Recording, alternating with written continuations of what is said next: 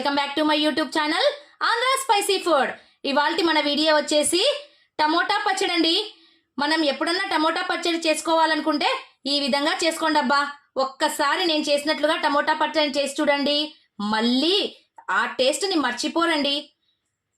ఈ పచ్చడి వారం కానీ 10 రోజులు కానీ నిల్వ ఉంటుందండి. ఫ్రిడ్జ్లో పెట్టుకుంటే కనీసం అంటే 20 days అయినా నిల్వ ఉంటుందండి. ఈ విధంగా వంట రాని వాళ్ళు కూడా ఈ టమోటా పచ్చడిని ఈజీగా చేసుకోగలిగేటట్లుగా ఈ రోజు వీడియో నేను చూపించబోతున్నానండి. అందుకోసం అనేసి బాగా పండినటువంటి టమోటాలను ఒక 1/2 kg తీసుకున్నానండి. ఇప్పుడు వీటిని కట్ చేసేసుకుందాము. ఎటువంటి వాళ్ళకైనా సరే చాలా సింపుల్గా చేసుకునేటట్లుగా ఈరోజు రెసిపీని చేసి చూపించబోతున్నానండి. చాలా అంటే చాలా టేస్టీగా ఉంటుందండి. ఏ ఉప్మాలోకి కానీ రైస్లోనికి కానీ చాలా చక్కగా ఉంటుందండి. చూడండి, ఈ విధంగా పండినటువంటి టమోటాలను తీసేసుకోవాలి.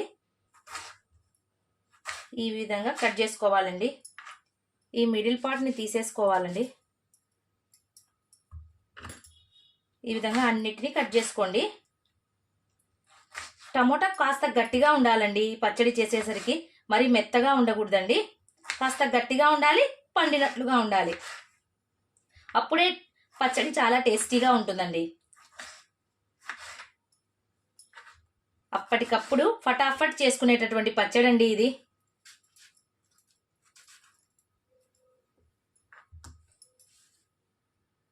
ఈ విధంగా టమోటాలన్నిటిని కట్ చేసుకున్నానండి.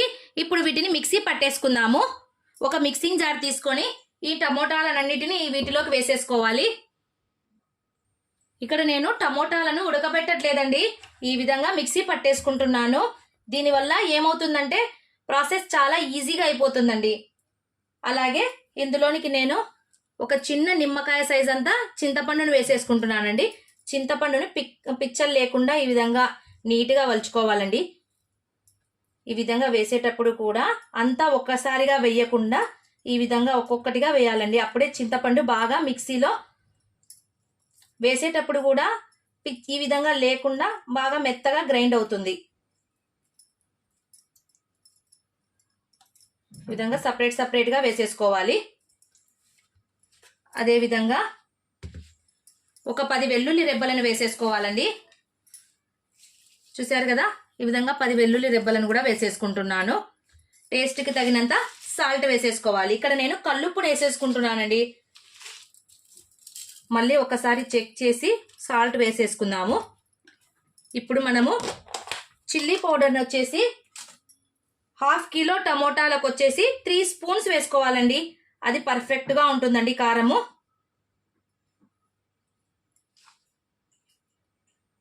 ఇప్పుడు వీటిని మరీ మెత్తగా లేకుండా కచ్చా పచ్చాగా మిక్సీ పట్టేసుకుందాము. చూడండి, ఈ విధంగా బరకలుగా నేను కచ్చా పచ్చాగా వేసేసుకున్నాను. ఇప్పుడు స్టవ్ ఆన్ చేసేసుకొని ప్యాన్ పెట్టేసుకుంటున్నాను.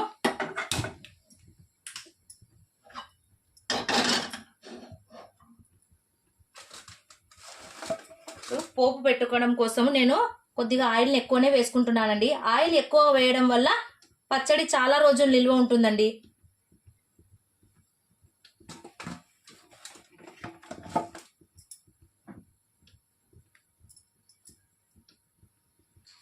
ఆయిల్ బాగా హీట్ ఎక్కిన తర్వాత మనం ఇందులోనికి 1/2 స్పూన్ ఆవాలు, అలాగే 1/2 స్పూన్ జీలకర్ర,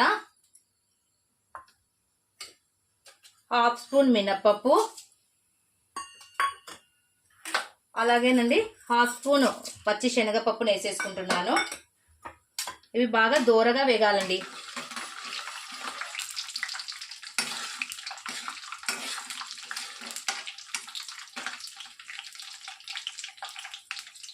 ఇవి వేగిన తర్వాత మనం ఇందులోనికి ఒక గడ్డ వెల్లుల్లి రెబ్బలను వేసేసుకుంటున్నానండి. వెల్లుల్లి రెబ్బలు వేసేటప్పుడు ఈ విధంగా డైరెక్ట్గా వేయకూడదండి. ఈ విధంగా కొద్దిగా నలగొట్టినట్లుగా వేసి వేయాలండి. అప్పుడు మనం ఆయిల్లో వేసినప్పుడు అవి పైకి రాకుండా ఉంటాయండి. లేదు అంటే ఆయిల్లో వేస్తే ఇవి చిటపట అని మన పైకే వచ్చేస్తాయండి.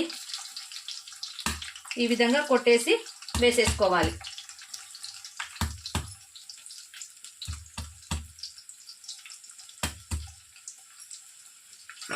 అలాగే కొన్ని ఎండుమిర్చిని వేసేసుకుంటున్నాను చూడండి. వాటితో పాటు కాస్త కరివేపాకును కూడా వేసేసుకోవాలి చూడండి.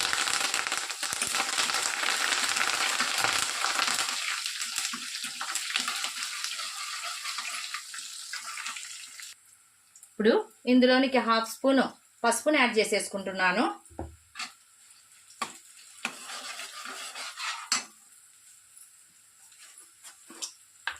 అలాగే ఒక 1/2 చెంచా ఇంగువని యాడ్ చేసుకోవాలండి. ఇంగువ వేయడం వల్ల పచ్చడికి మంచి టేస్ట్ వస్తుందండి.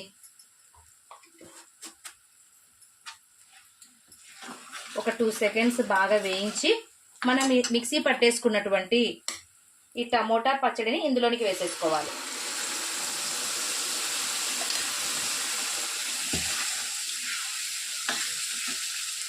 చూడండి, ఈ విధంగా లో ఫ్లేమ్లో పెట్టుకొని చిన్నగా కలుపుతూ దీన్ని లో ఫ్లేమ్లోనే ఉడికించుకోవాలండి. ఆయిల్ సపరేట్ అయ్యేంత వరకు ఉడికించాలి చూడండి.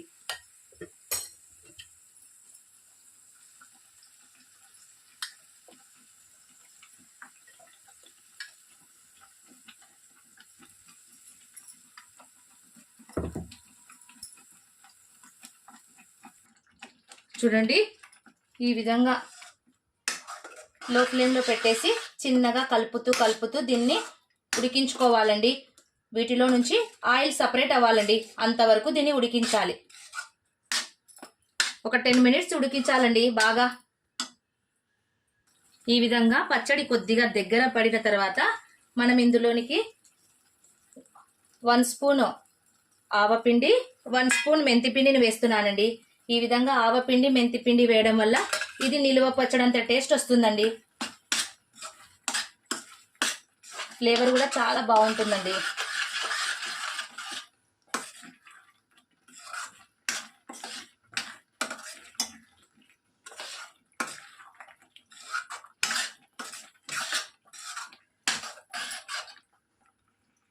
సాల్ట్ కొద్దిగా తక్కువైనట్లు అనిపిస్తుందండి టేస్ట్లో, అందుకోసం అనేసి నేను ఇంకాస్త సాల్ట్ని యాడ్ చేసేసుకుంటున్నాను.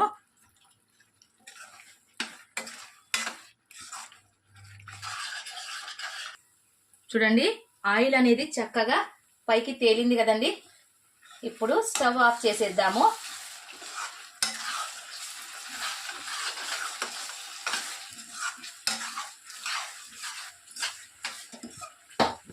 ఇది బాగా చల్లబడాలండి. చల్లబడిన తర్వాత ఏదైనా గాజు సీసాలో వేసేసి దీన్ని స్టోర్ చేసుకోవాలండి. ఆ విధంగా స్టోర్ చేయడం వల్ల కనీసం అంటే ఒక వారం రోజులైనా ఉంటుందండి. లేదు అంటే ఫ్రిడ్జ్లో పెట్టుకుంటే కనీసం 20 రోజులన్నా ఉంటుందండి. ఈ విధంగా టమోటా పచ్చడిని చేసుకొని ఒక్కసారి మీరు కూడా తప్పకుండా ట్రై చేయండి. చాలా అంటే చాలా టేస్టీగా ఉంటుందండి. చూడ్డానికి చూడండి ఎలా ఉందో. నా వీడియో నచ్చింది అనుకుంటున్నానండి.